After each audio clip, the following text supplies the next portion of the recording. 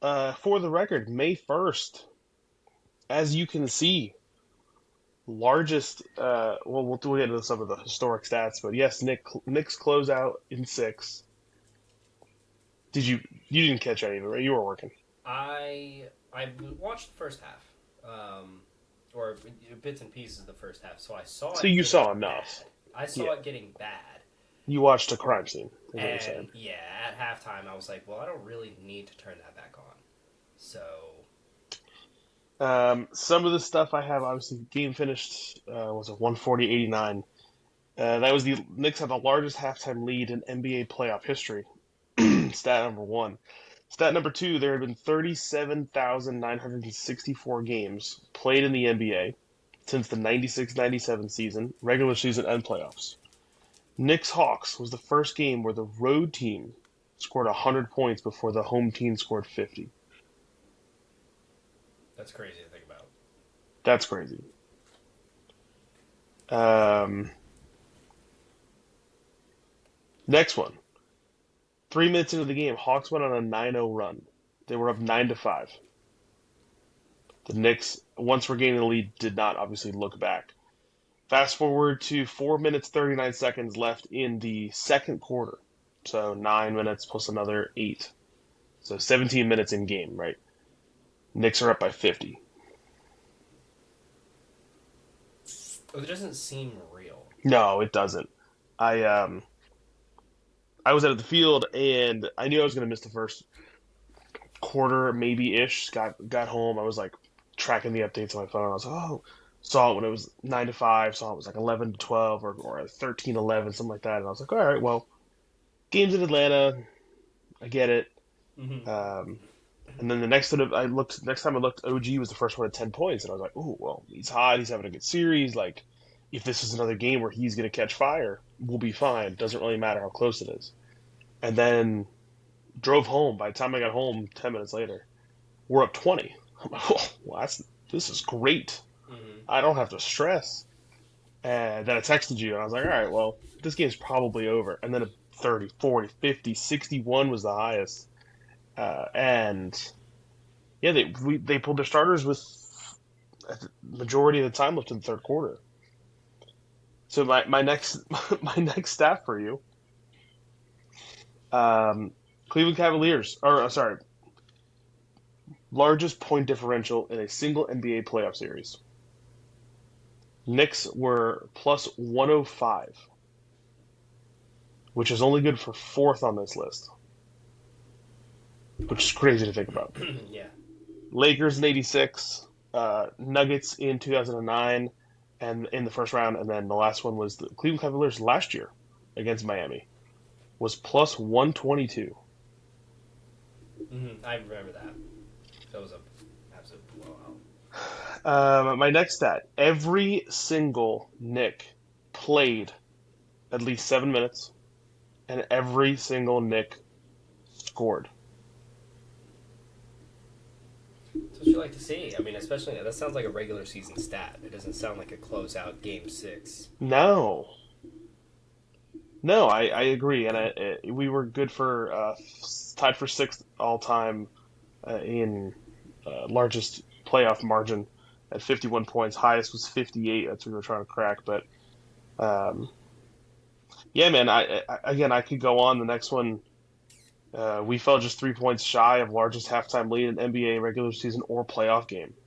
At one point, we led by 61, which is the largest lead in a playoff game since at least 1996. Which who led by that much before then? It says just since the play-by-play era. Oh, okay. Um, yeah, I we went on a 60-11 run, and then we were up 47 at halftime, and then you open up the third quarter going on a 16-2 run. And again, these stats, that's just like to your point. It sounds like a video game. It doesn't sound real. It doesn't sound Right. like, oh yeah, that was on the That TV sounds last like night. 2K with the boys. Yeah. Exactly.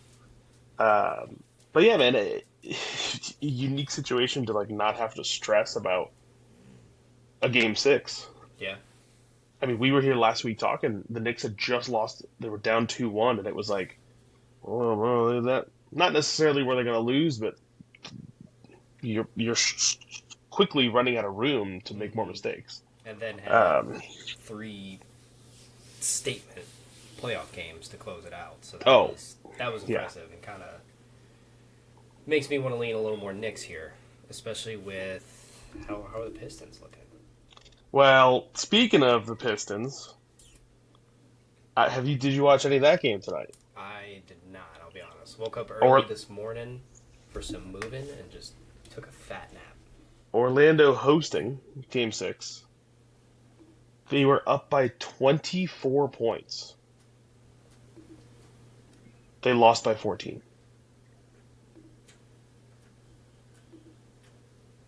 Yeah, that's a heavy swing, and at home, at home. that's And kind again, of put this into perspective. In the second half, the Orlando Magic, second half, scored 19 points. in the entire second half. In the entire second half. The Knicks scored more than that in every quarter. Is this where we see the separation of 1 and 8? Like, do the Pistons take this momentum and just close it out easy at home? Like, has Orlando fizzled out from the I play-ins mean, to now? that has to be Detroit's hope, right? You head home, Mm-hmm. you were down, it was 3-1 at one point. Yeah. So yeah, you have to hope that, hey, now, of course, if you go back to Detroit and you, like, 93 points is not a great game. Like, Nope. it's not like they were shooting the lights out. 40% field goal percentage, 33% from three, 77 from the free throw line.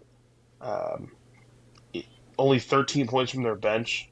I, it's again, it wasn't like it's a great game, but if Orlando has another game like that, that might be all you need. Mm-hmm.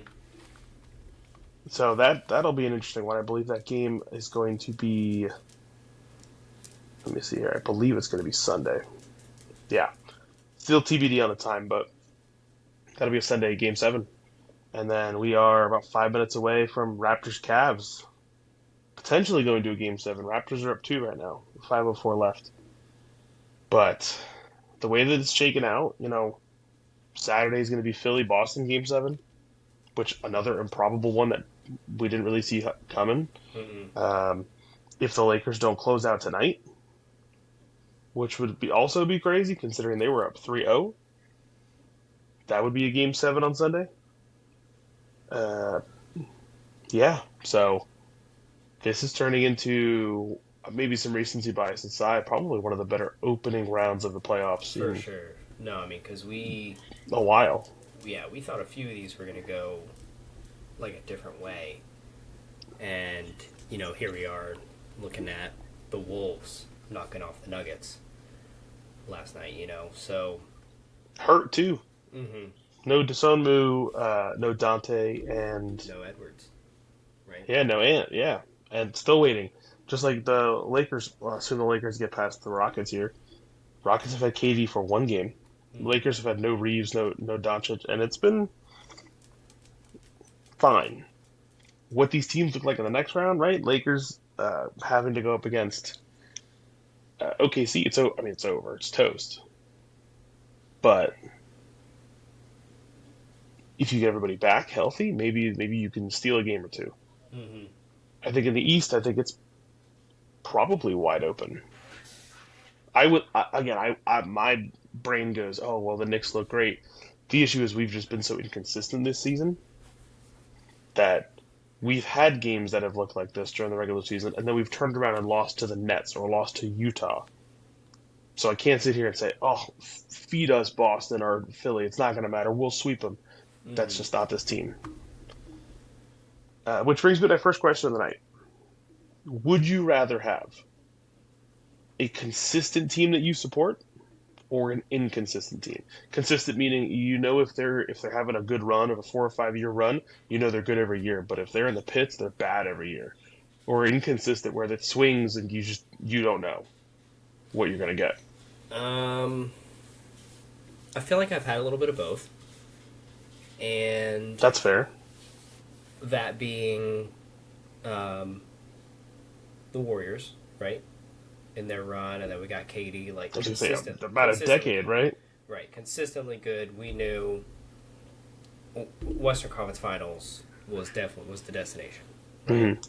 Hmm. Um, I think being a Florida State fan, I think now we're in that inconsistent thing, or maybe always have been, right? Like 2013, great. 14 made it to the inaugural playoffs, right? Since then, you don't really know what you're getting. Are you getting Florida State that's going to lose to Stanford, or you're getting Florida State that's losing one score to Miami, right? True. So I don't know. I think the inconsistent makes it a little bit more exciting in a way because it's like, yeah, sure, What are we you gonna could, get? Yeah, right? We're gonna blow out Miami, and then turn around they're gonna and we're lose gonna to Florida, who is College of Charleston. 2-8 that year or whatever. Yeah. Exactly. Yeah. Or what was it? Jacksonville State that year on the. It was like a last second pass in the fourth quarter. Dude was just wide open and waltzed in. But anyway, I think the inconsistent makes it a little bit more exciting because it's disappointing because of the highs and lows there, but when you're in the pits, it's just like, I don't know. You tell me. You're Jets, man. I was gonna say I kind of have a unique situation. Well, it's not just the Jets, man. I've been. It's funny. Like I look at all the teams that I support. Like Liverpool, I would have said would have been the most consistent, right? Mm-hmm. Title, if not 1 year, definitely they're not waiting 2 to 3 years between. Since Klopp's been there, we win the league last year. This year, we've certainly had a down year, but I think to your point, having that consistent team is okay. Even if it's one down year, you rebound the next one, right? I'm not Mm-hmm. expecting you to be perfect every season. The issue is I support way too many inconsistent teams, right? The Mets 2 years ago went pushed the Dodgers in the NLCS for a World Series berth, and we are the worst team in baseball this year. Mm-hmm.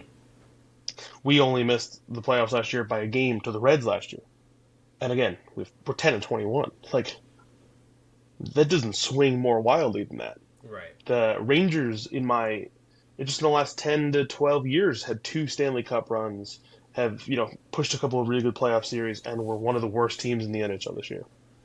And yeah, then you get to talk about the Jets. They've been god awful for my lifetime.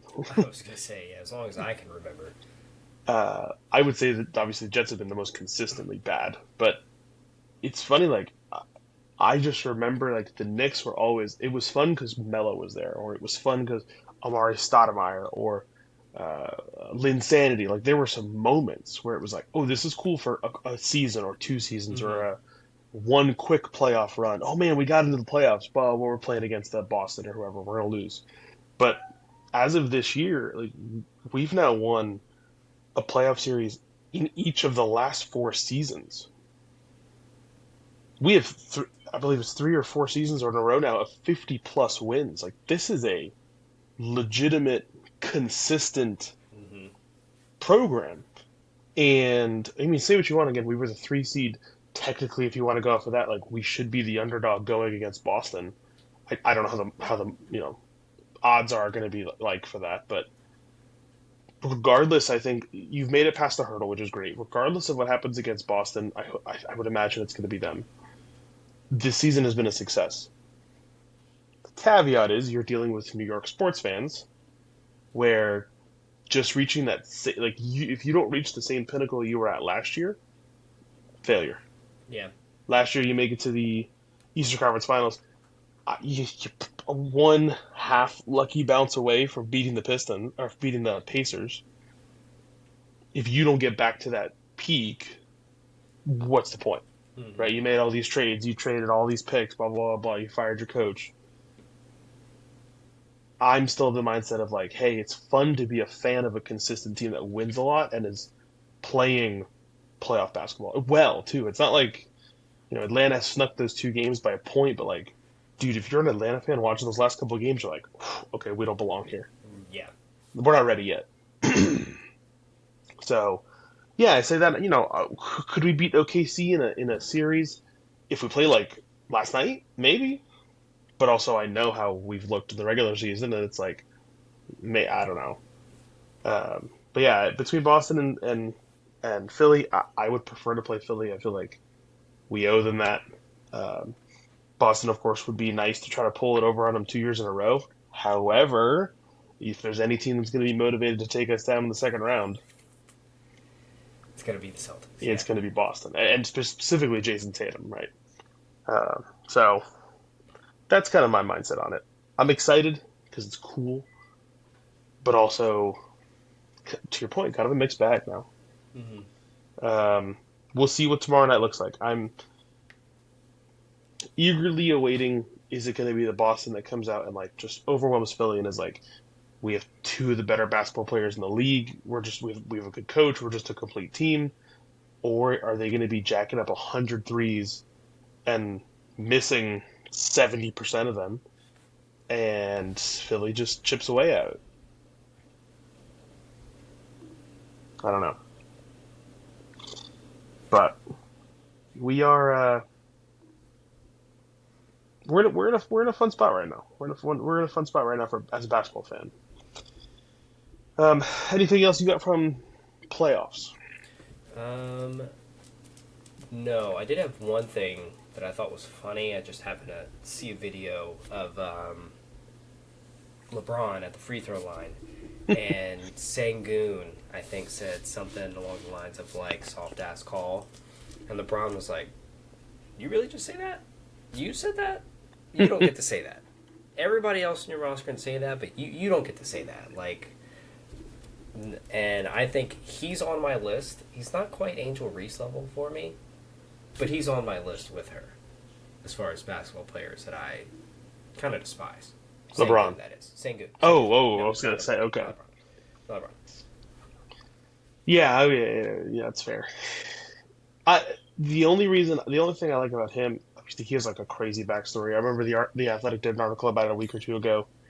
But he's kind of like a Jokic esque or a Porzingis esque when he was at his peak, like big man, but he could easily give you a triple double and score 45, Mm-hmm. and you'd be like, well, yeah, that I believe that. It doesn't surprise you, and I enjoy those kinds of players because they're like freaks almost. Like he's not just a big guy that plays in the paint and can only dunk. And I know the league is moving more towards those profiles, anyways. But I just think he's fun to watch at times. Fair enough. But I hear you on the like dislike. Um, okay, so I guess when we come back next week, we'll have first round all wrapped up because the game sevens will be Saturday, Sunday. Indeed. I would say, what would be the most interesting matchup you're still looking at right now? Um, currently in this round one, or looking forward to round two. Or yeah, if you want to try to project out to two. I mean, to me, I think it was the Wolves because after Edwards went out and DiVincenzo went out, I was like, oh, okay, well that series is chalked. Like, GG's Nuggets taking it away, and then for them to steal it in six, Six, yeah. I was like, oh, that was shot. I didn't expect that. I thought the Nuggets were going into the Spurs, and 2 and 3 were going to fight for a spot to play one in the finals. But The only issue I have with the West, there's only one, and it's a small one. Is so let's say Timberwolves advance. Let's say Rock. Sorry, let's say the Lakers close it out tonight. In my mind, at the moment, the two teams that would have won those two series are the most banged up, and not at the peak. So to me, that looks like you'd have an easy walkthrough for the Thunder and Spurs to then meet in the Western Conference Finals. Now, I think that's going to be a fantastic series, anyways, and probably the most likely to happen. mm-hmm. But I don't think I don't think we're gonna get the second round series that is gonna like light up. I want to watch that Timberwolves Spurs game three, even though the Wolves are missing three of the best players, Mm-hmm. assuming of course they're still out. On the East, to me, it's gonna be honestly like I think the Knicks versus whoever is on the bottom. I'm gonna pull for us just because that's who I am, but I'm gonna say the top. Pistons get out of this with a game seven, and then either Raptors Cavs coming out of this after 6 or 7. I don't know what that's going to look like. Yeah, especially with how the Magic have looked come out of the play-ins to compete with the Pistons and drag them to 7. Um, I mean, I think there's a chance of the upset there, and that the Pistons lose this next round. Big time. And I think my prediction is going to be whoever comes out of that bottom. So between Knicks, Philly, Boston, I think that's the team that wins the East. Mm-hmm. I Philly agree might with be that. a bit more of a stretch because Philly might match up poorly against one of those other teams, but I think it's either New York or Boston's probably thinking like, okay, I can walk to a NBA Finals appearance now. Yeah. Maybe not walk, but you know what I mean. Now we've got Toronto, Cleveland, 104-104 with 11 seconds left. Okay, it's changing gears. The Adam Silver, I guess, came out and they talked about some proposals to fix tanking. Nothing has been set yet. I know we talked about it a couple weeks ago, but this is the one that it looks like is being probably going to get passed. It wouldn't start until 2027, but right now at the moment, and it all comes down to odds, of course, but right now at the moment, you are tied if you're the worst record, second worst record, third worst record, all at 14%. So it doesn't matter where you are, you have the same odds. Then it goes 12.5%, 10.5%, 9, 7.5, 6, all the way. The proposed change is penalizing those bottom three teams. Basically, you'd go from 14% down to 5.4% if you're on the bottom three teams. Then teams with the records from fourth worst all the way up to 10th worst would be equal at 8.1%.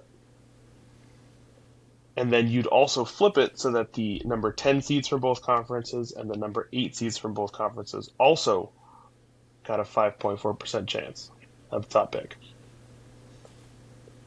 So basically, if you make it to the play-in, not make it, but well, yeah, no. Essentially, if you make it to the play-in, all of those teams are tied at what was it, 5.4? It would be the 9 and 10 seeds. If you're the 7-8 loser, you're down to 2.7, so you cut it in half. But yeah, so both 9 seeds, both 10 seeds would technically have the same odds as the worst record in the league. So there's no incentive there to go from either push for a play-in spot or finish at the bottom of the league. Well, no. Run those numbers by me again. It seems like you have worse odds if you're the bottom three Yes. teams in the league. Yeah. So the Yes. seven, the if you make it to the play-in, you have a better chance than you do if you're No, they're bottom they're three both teams in the league. 5.4. They're tied at 5.4. Oh, tied at 5.4. Okay. Yeah, yeah, yeah, Okay. yeah. Okay. But teams with the fourth worst record to the 10th worst record are all higher at 8.1. Mm-hmm. Okay. So basically, it's like, okay, lose, but don't lose too bad. Don't lose too bad. Well, yeah. I Which, mean, that kind of forces you not to just lose everything. correct. You Um, will it fix everything? No. Is it probably what they're going to choose anyways for the following year? It's looking like it. So I thought that was interesting. But when I was doing a little bit of research on it, the it looked like what a lot of people were referencing. I'm I know you're not the biggest hockey fan. Have you watched the Pro Women's Hockey League at all? know. Okay, so the PWHL has been around. I think this is their third season now, but they do some things that are like way out there, and people have started to take notice and like, hey, I really like how you do it. So it's called the Gold Plan. Basically, let's say you're the Knicks, whoever. Let's say you're Golden State. Once you are mathematically eliminated from playoffs, okay, whatever that would be for you, your record after you are mathematically eliminated determines your seeding. So you So want there's a the little bit of math there. after you're mathematically eliminated. From that The point, you the want the best record. you want the best record you can get from everyone else that was mathematically eliminated. No, it's just the rest of your games in the league. Oh, yes, yes, yes. Yes. Because that's who You're you'd be yeah, fighting against for the correct. draft pick. Yeah, yeah, yeah. So if you know you can't make the playoffs and you get knocked out, let's say, halfway through or 60% through the way of the season, your record from that game on to the end of the year then gets factored in. I wonder how that would work for a team that was like mathematically eliminating from the playoffs the last game of the season. It's a good question. Well, But I yeah, guess, because why I would you guess why would you get a tie pick? you wouldn't be in the bottom fighting for first draft pick anyway. You'd be Exactly. somewhere in the middle. So But it's that's interesting, interesting. right? That is very interesting. That's hey, if you're having a tough season, sure, whatever, but your season still means something after you've been Exactly. eliminated from the playoffs. Like you So, could have a last week of the season of games where even your teams at the bottom are still fighting for something. It's not just, oh well, we're gonna bench all our guys mm-hmm. and take And the loss. you could quite potentially be knocking other teams out of the playoffs too.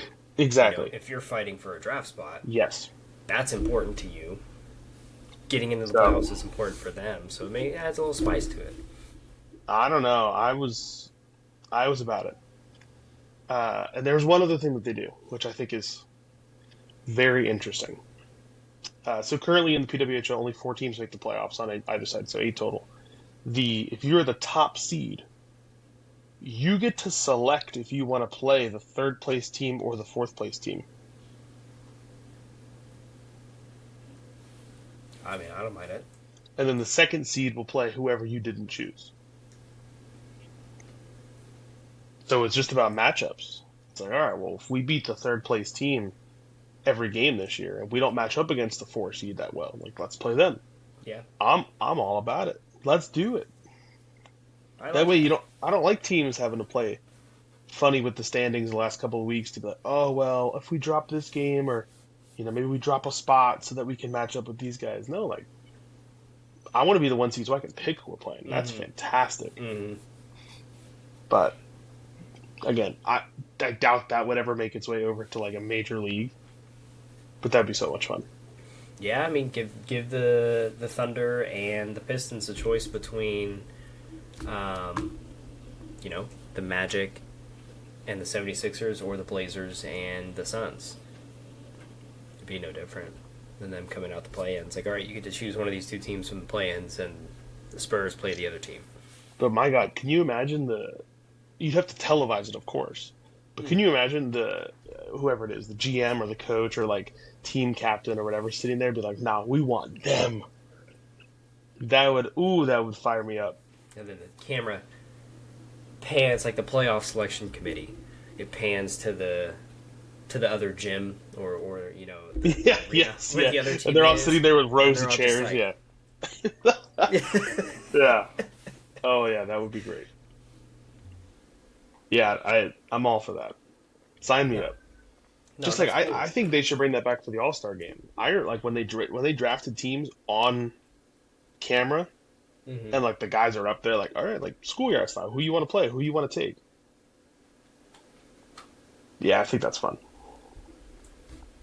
I agree. Um, we passed over it briefly, but the Magic tonight did set the record for lowest number of points and a half in a playoff game. By the way, 19. I mean, yeah, I believe it. do you want to guess what the previous low was? 15. No, they now have the lowest. Oh, they have the lowest. I'm sorry.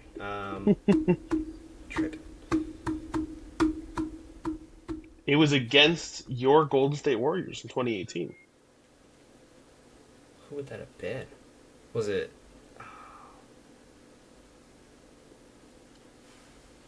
Say, I think 21. I don't know who that could have been. 25. 25 is the number. You said 2018. I did. I'll give you one guess.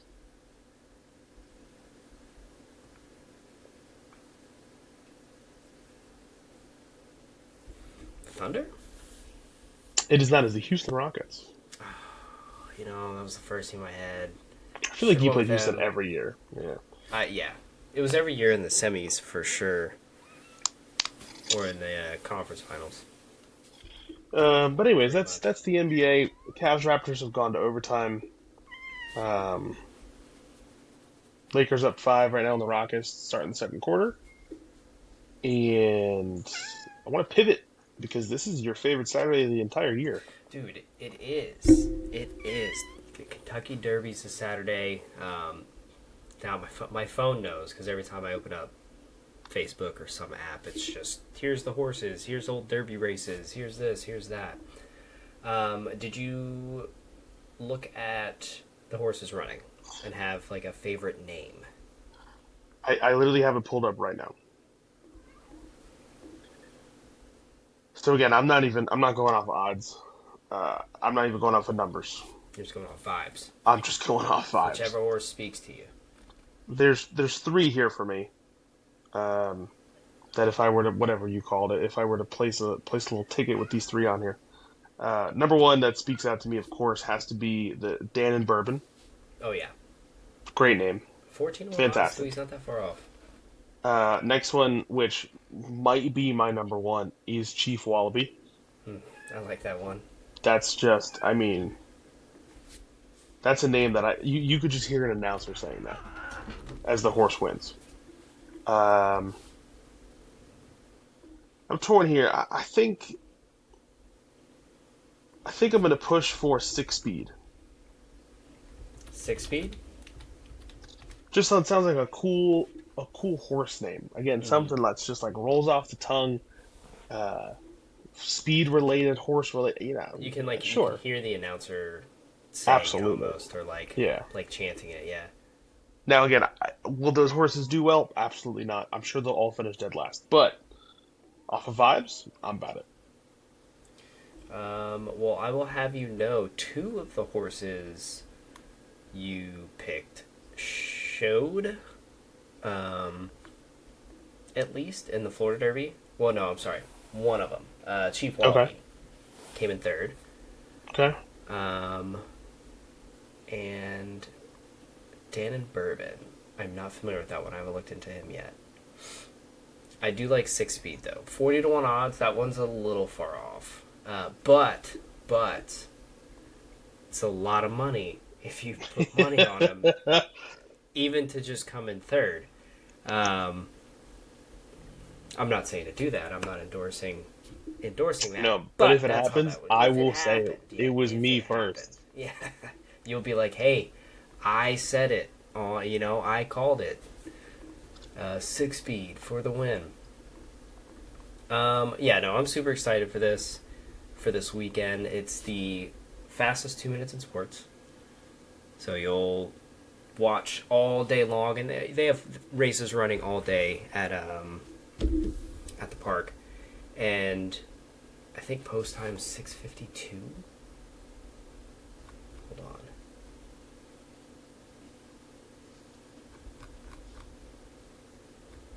Oh, I'll have to find that later. Yeah, I think it was 6:52 p.m. last time I checked. It's like 7 p.m. or slightly before 7 p.m. If you tune in, it'll be over in 2.5 minutes. And Yeah, right. they'll be putting roses around the guy and be like, "What I miss?" Um, I watch. I should sent you the stuff for the Florida Derby.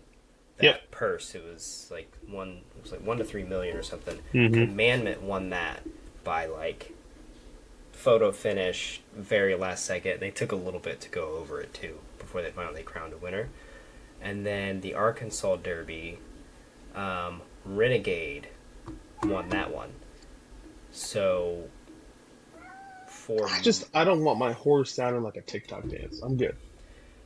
That's a well, millennial horse. That's a Gen Z horse. okay, hear me out though. Hear me out though. That's the name of Florida State's horse too. Again, is that the trend I want to follow here? I want a winner. Ah, all right. Fair enough.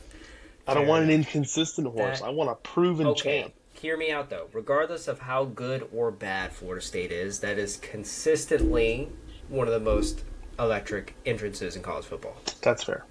So we'll give. What's the You gotta give me horse's that. name? What's the guy from USC? I want his name. Oh, let's see.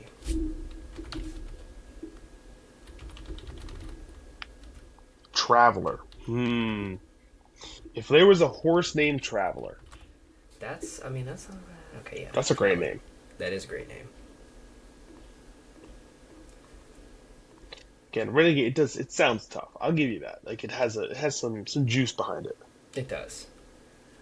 I think for my 1, 2, 3, because here's what I'm gonna do. I'm gonna put down a couple bets for Renegade to win. I'm gonna put down a couple bets for Commandment to win.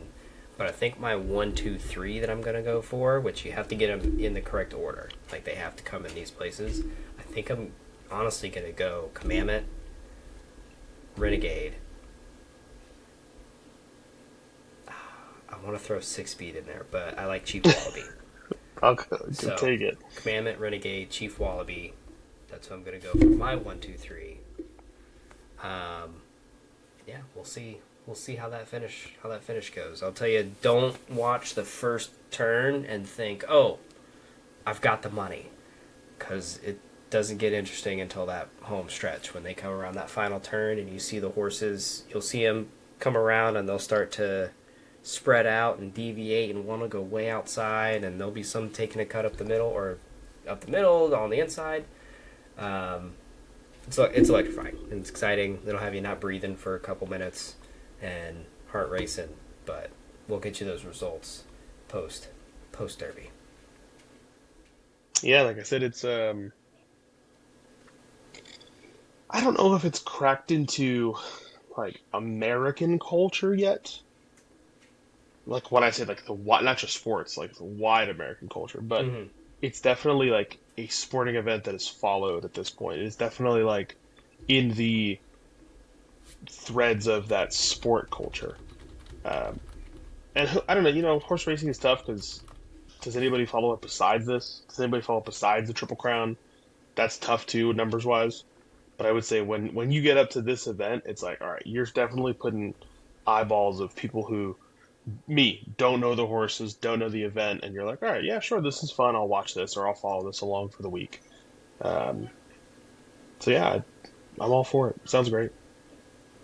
If anything, it's an excuse to get you some Kentucky bourbon and sip on a nice spring afternoon. There you go. So, Um,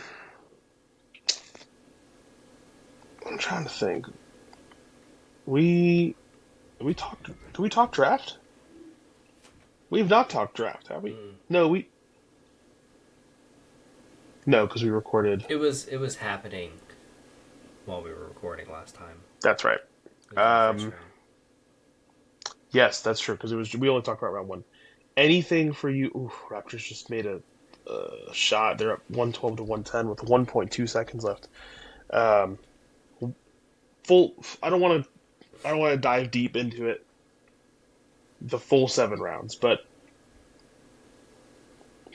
did a team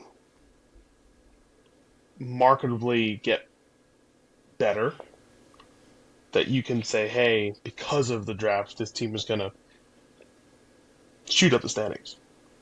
Um, yeah, Ruben Bain. Yeah. Yeah, I think what Bucks, Tampa. right? Yeah, I think Tampa gets better. Not that we were, I mean, not that we were bad, but that conference or that division is not good. No, you could win that division with your eyes closed. But also didn't make it out of that division last year. So Panthers, right? yeah, Yeah. so as bad as it is, you didn't win it. True. You know, I think the Browns are making some good moves. Obviously, the Raiders.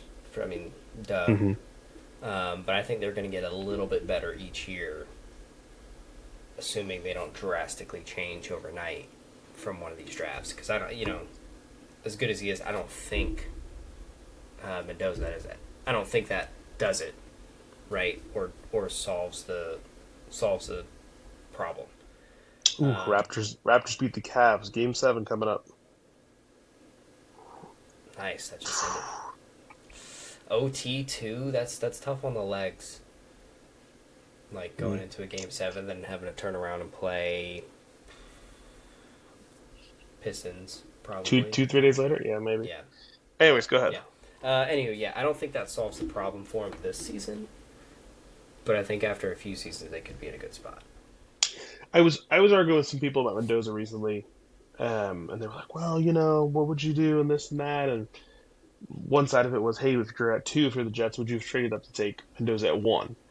And my answer is probably no, because I feel like it would have cost too much. I think Yeah, the Raiders were so locked in on him that for us to move from 2 to 1 would have cost a boatload.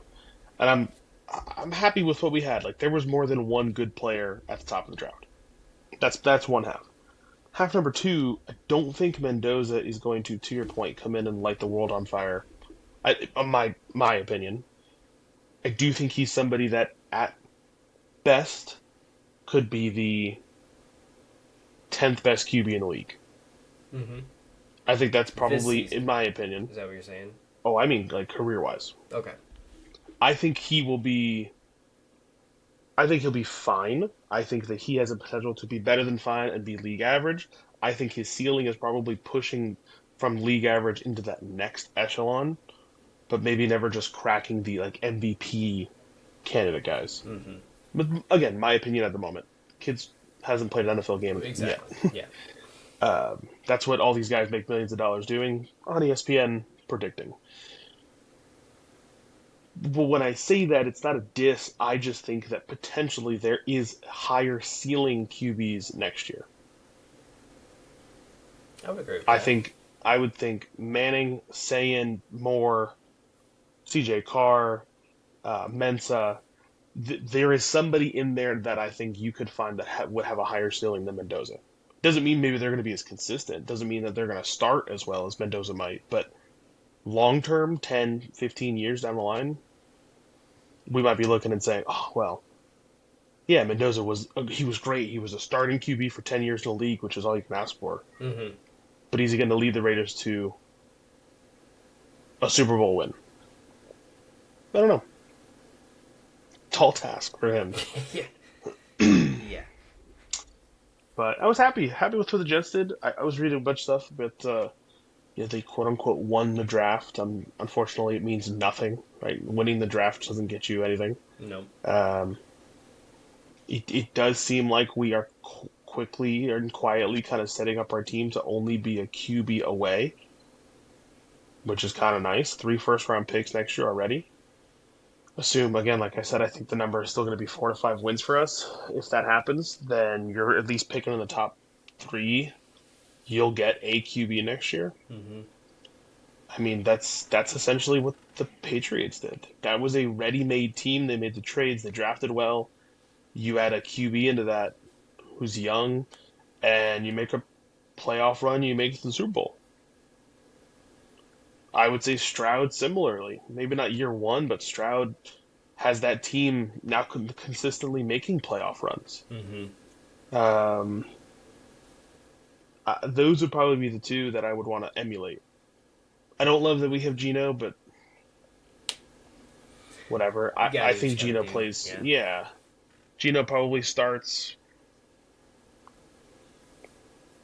8 games, 9 games this year. That's my guess. And then they'll start to phase him out. I think Cade will get a couple games, although I don't know how he's going to look. There was rumors that he wanted Russell Wilson as his backup, which that fell off because now I heard Russell Wilson is linked to signing with a new studio to do like in-studio analysis for games. Okay. So it's one of those like, yeah, I'm not talking about the consistency thing that we started with. I, I'm not excited for the season. I can only get excited for next draft, next off season. I'm like, all right, well, I guess we're a year away, maybe. I But think you could celebrate like an interception, maybe. You that know, one, like I think there could be little things along the way that are like, okay, we are looking like a team that's just a quarterback away. You know. I think the city might like pop champagne when that first interception hits. It's gonna hit like bass, like it's gonna be like an earthquake of noise. Oh my God, the Jets did it! That's what it feels like. That's what it Um, feels like. but yeah, it's one of those things that uh, I wanna stay in the moment with the Knicks as long as I can because none of my other teams are performing to this level right now. Like Liverpool are playing Man United on Sunday at 10:30, I believe, or 11, and like Champions League implications to be able to get in. And we're having a down year, but they won't fire their coach. Mets came out and said they're not going to fire Mendoza. Uh, but the team that made it to the Eastern Conference Finals did fire their coach. And it's just like some of these priorities are Mm-hmm. I don't get. But um, I'm trying to think. I was just reading a couple other stories. The only other one that really came to mind was the Sorsby story, Texas Tech QB What happened here? gambling. Oh yeah, Brendan, I that want to did say that did. Yeah, okay, I do remember that popping up on my timeline, and I'm like, what? What are we doing? he was a transfer Mm-hmm. and was like one of the highly touted transfers. He was a redshirt freshman at Indiana prior, and I guess that's as far as the bets go back. Like he was at Indiana as a redshirt freshman betting on Indiana, and basically like slammed him for it. And it's one of those. I mean, we had the stuff last year in the NFL. Like you had guys who were suspended all year. Mm-hmm. You've had guys the last couple of seasons who were getting clipped for it, and the fact that it's the off season, it's not like we're mid year. It's not like training camp has started. Right. You got him in April. He's obviously going to miss all of next year. Yeah. There's a room. I mean, not rumors, but there's rumblings that he might basically forego his last year of college and that NIL money, which he's not going to touch, I'm sure, and then go into the NFL supplemental draft. And the supplemental draft hasn't happened. It very infrequently happens, but it's essentially guys who can't go back to college, lose that eligibility or whatever, and want the opportunity to play in the pros. Supplemental draft works different, where every team has a chance to bid. It's almost like an auction Mm-hmm. for fantasy football. So what are you willing to put up? So if I'm willing to put a third up for him, and no other team puts a third, but one team puts a fourth, well, I then spend my third round pick next year on this Picking this guy. guy up. Right. And I was looking at the history of it, and there's like Josh Gordon was supplemental draft. And there's a couple like names that are sprinkled in every couple of years, and some of them have had decent careers. Some of them have been one and dones, played for a season and left. But my question to you is, I believe he was the seventh highest rated PFF quarterback last year. If you're a team, what would you put up, knowing it's next year's capital, but you could take the guy tomorrow morning? So he would be a rookie for this coming year, but you're spending next year's stuff on him. Mm-hmm. Um. No, knowing the gambling stuff, which is Well, tough. I mean, if That he it's is, I me, believe he said he's going to rehab for it. I might just wait for a potentially better quarterback next year, Yeah, because now he's missing an entire year of more development. correct. You know, so I don't know. I mean, I guess it depends on what team I am. Like, do you take him as a Jets fan? Looking at his numbers and how he was rated higher than Cade, we took Cade, I believe, in the fourth round. Like, I would be okay using next year's fourth and saying, yeah, Just to have an extra. I'll throw it. I would maybe even like if you met with him and you got some really good vibes, maybe even push that to a third because if you get a like, why not take multiple swings? Basically, okay, here's my mindset. If you know that you're already going to be bad, you know that Gino's already your starting quarterback, you know that you're already planning on using one of those first round picks next year on a top rated QB. Why not figure out what can you use this year for? Mm-hmm. You know, Gino is a known commodity. Cade, maybe there is something there, but there's a reason he also fell to that. pick. Ian didn't have a great year at Clemson as his last year. But if you have a potential wild card that you can spend a year that you know you're already going to lose on, I'm okay using a fourth or third round pick, rolling the dice, see who we get. If it doesn't work out, it doesn't work out. We draft high next year, then we take the QB we want. I think that's my perspective. Now, I wouldn't go higher than that, but and if another team wanted to like outbid me, he's all yours. But if nobody's going to do something, sure, I'll be the guy that says I'll take him. True. Look, I mean this with all love and respect. If a gambling addiction is going to keep somebody out of a league, it's not going to be the NFL. Fair enough. So he might fit right in. Um, I think. Let me see what I got here. Lakers up 13 now. Five minutes Oh, left in the second. Colts did not pick up Anthony Richardson's 2027, fifth year. Ooh. Surprises me little, but still made the news. Um, yeah, I want to say that's it, really. The Rangers are not in the playoffs for hockey. I have not watched a second of playoff hockey this year. I've disappointingly been watching the Lightning, who I believe maybe. Oh, they tied it up 3-3 in OT today. Nice.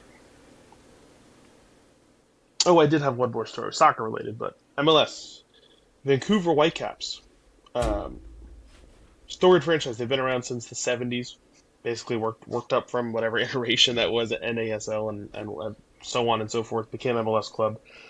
Now one of the better teams in the league this year. They're having a great season, Mm-hmm. led by a couple guys that play decent level internationally, including Berhalter, who was his Greg Berhalter was the U.S. coach. His son plays for previous U.S. coach. Son plays center mid for them, and they're a fun story. They're Vancouver's not a I'm going to say a major market, but cool that they get to do cool things. Also fun that it's one of the few teams that Canada has. Mm-hmm.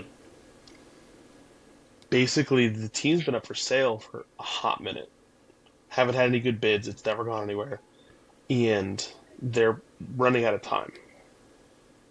So the news story came out a couple days ago. It was like, hey, like nobody's put in a bid for the team. The city has come out and said, like, we love our team. I don't care if you sell, but the team's got to stay here. The team's been here for 50 years. Yeah. Like this is the home of Vancouver Whitecaps. And then the rumors started to come out, and it said, hey, well, there are owners who would be interested in moving the team. Maybe we buy it from you, but then we're moving that franchise somewhere else. We don't want to keep it in Vancouver. And then the news story came out, I believe it was yesterday, that, oh, well, if the team moves to Vegas, all of a sudden there's a buyer worth $8 billion who's ready to buy them like tomorrow.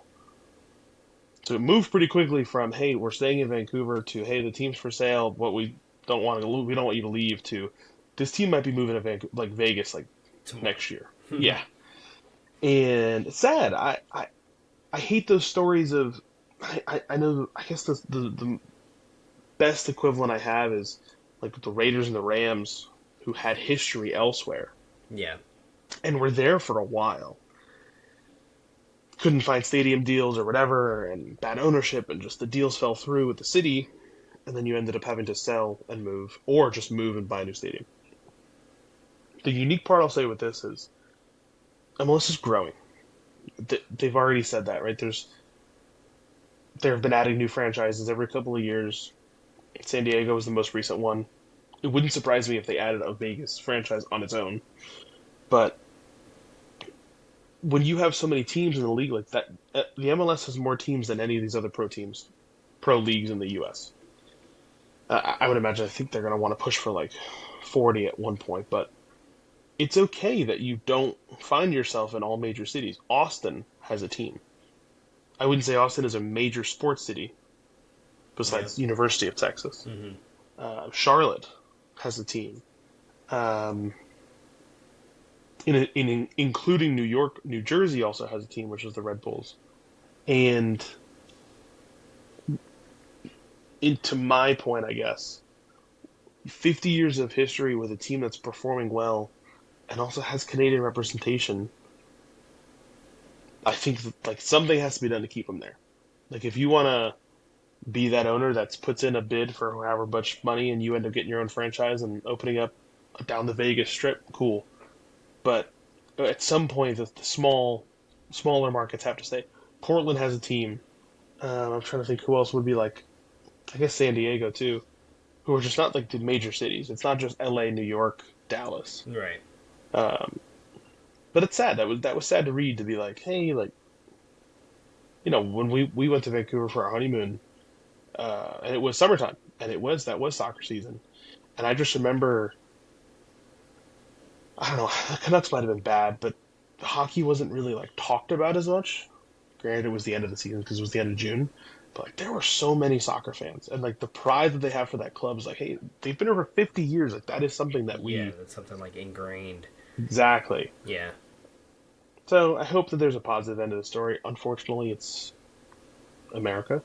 It's probably not going to happen that way. We know the dollar is going to win over everything, and they'll probably sell the team and move to Vegas. Mm-hmm. But it's worth trying to see if they can make it work. So that is that is all I have. It is May 1st. We are officially, I want to say, 6 weeks or 5.5 weeks away from World Cup starting. Nice. Yeah, I know it's So close. We started selling some T-shirts and hooded flags specifically. They're like it's like a flag, but it's got a hood in the middle, so you put it over your head and you can hold the flag out like that. Yeah, okay, never see that before. I hadn't either. Could all You're gonna wear that next episode. uh, Yeah. maybe. But yeah, you'll have to do your little deep dive because I would say by the end of this month we're gonna have to just do a World Cup specific episode. Yeah, But we'll get there. We've got some time. We've got other major sports to talk for about sure, still. for sure. We've got. I mean, the Knicks are gonna come on. They're gonna sweep Boston. No, I can't. I can't put that in the universe. Something bad's gonna happen. I can't say that. Uh, but I will say things are looking good Yes, no, things until we looking lose Game One. very good if you're a Knicks fan right now. But as always, Instagram, YouTube, Spotify, like, comment, subscribe. You know the whole shebang. It's May. We eerily similar from last year at this point in time. Yeah, I'm just hoping that we can get over that next hump again. And I really don't want him to tear his Achilles. That would not be fun. no, no, But I wouldn't mind beating Boston. But anyways, enjoy your derby. appreciate it. Put all your money. What was the third Six horse they speed. said? 6B, Chief Wallaby, And and Dan and Bourbon. Dan and Bourbon. Yeah. Again, we are not financial advisors, but those are my three favorite names. I'm sticking with those. And we'll catch you guys next week. All right, take it easy.